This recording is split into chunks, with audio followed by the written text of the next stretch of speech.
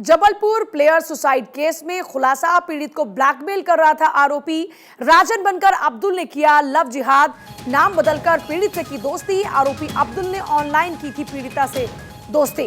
पीड़ित को अब ब्लैकमेल कर रहा था आरोपी। जो जानकारी मिल रही है, लव जिहाद के मामले लगातार देखने और सुनने को मिल रहे हैं। एक और नया मामला लव जिहाद का सामने आता है। जबलपुर प्लेयर सुसाइड केस में यह खुलासा होता है कि पीड़ित को ब्लैकमेल किया जा रहा था आरोपी द्वारा लगातार।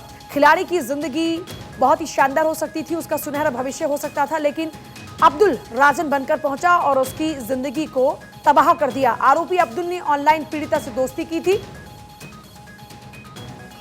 जबलपुर प्लेयर सुसाइड केस में यह बड़ा खुलासा, इसमें भी लव जिहाद का एंगल।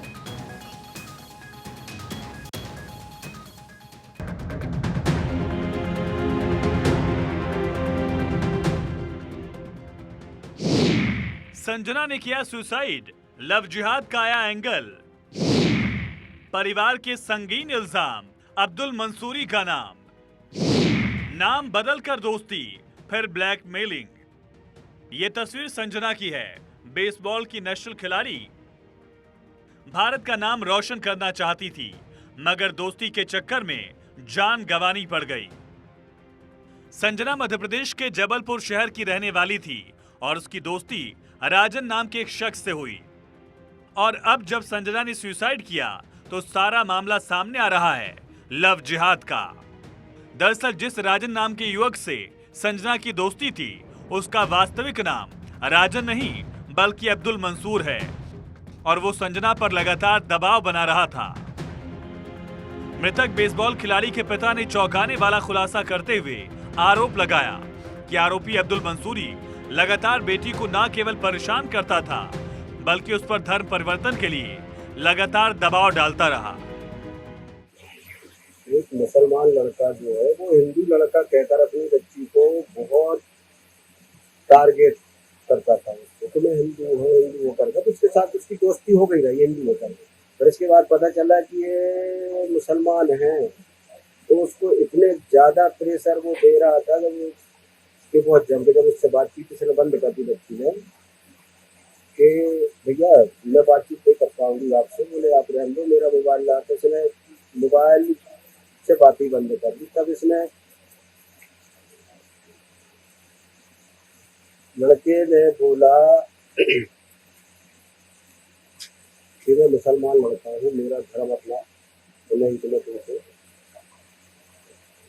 और तुम्हारी परिवार की माता, या तो मेरे साथ शादी कर, मेरा खत्म। सुसाइड के बाद पुलिस ने तफ्तीश शुरू की। पुलिस ने आरोपी अब्दुल मंसूरी को रीवा से गिरफ्तार किया।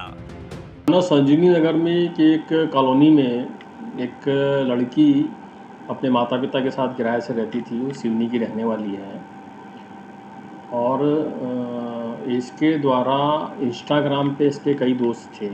तो उनमें से एक दोस्त एक मेल फ्रेंड भी था, एक दूसरा मेल फ्रेंड भी था। तो एक मेल फ्रेंड जिसका नाम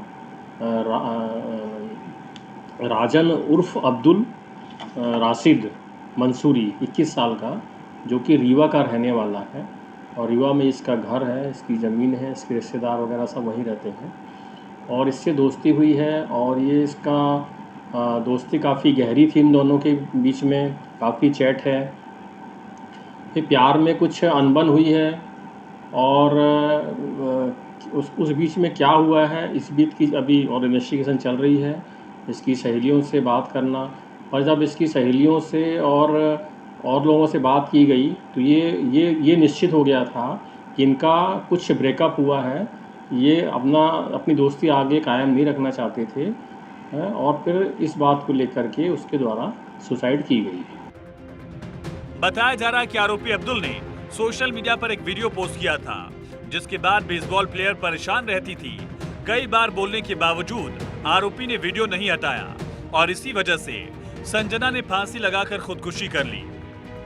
वहीं जब पुलिस अधिकारी से लव जिहाद का एंगल पूछा गया तो उन्होंने कहा कि ऐसी कोई बात सामने नहीं आई। यह मामला एक आम मामला है, इसमें ऐसी कोई बात नहीं आई है जो कि आज के जो लव जिहाद के तथ्य उसमें पाए गए हों या कोई धर्मांतरण की बात पाई गई हो। यह बात कहीं से भी इस मामले में नहीं है ये पूरी तरह गलत है और जो भी इसको बोल रहा है तो वो एक भ्रामक है। जबकि बेसबॉल खिलाड़ी के पिता कह रहे हैं कि बेटी पर धर्म परिवर्तन का दबाव डाला गया।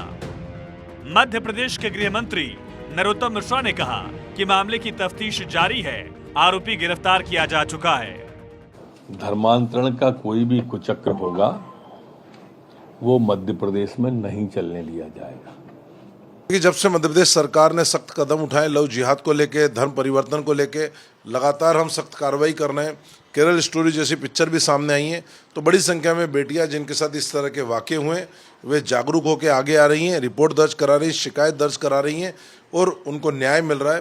लेकिन जबलपुर की एक बेटी जो नेशनल प्लेयर है बेसबॉल की, उसका भी मामला सामने आया है। बेहद आपत्तिजनक है, बेहद दुखद है, लेकिन सरकार इसको लेकर सख्त है। इसके दोषियों को कड़ी से कड़ी कार्रवाई करेंगे हम। हाल फिलहाल में मध्य प्रदेश में लव जिहाद के कई सारे मामले सामने आए और इसको लेकर जब कांग्रेस से सवाल किया गया तो कांग्रेस ने सीधा जवाब देने की बजाय इसे विधानसभा चुनाव से जोड़ दिया। इस देश में धर्मांतरण और लव जिहाद को लेकर पर्याप्त कानून हैं। उस पर केंद्र में नरेंद्र मोदी जी की सरकार है, मध्य प्रदेश में 18 साल से भाजपा की सरकार काबिज है।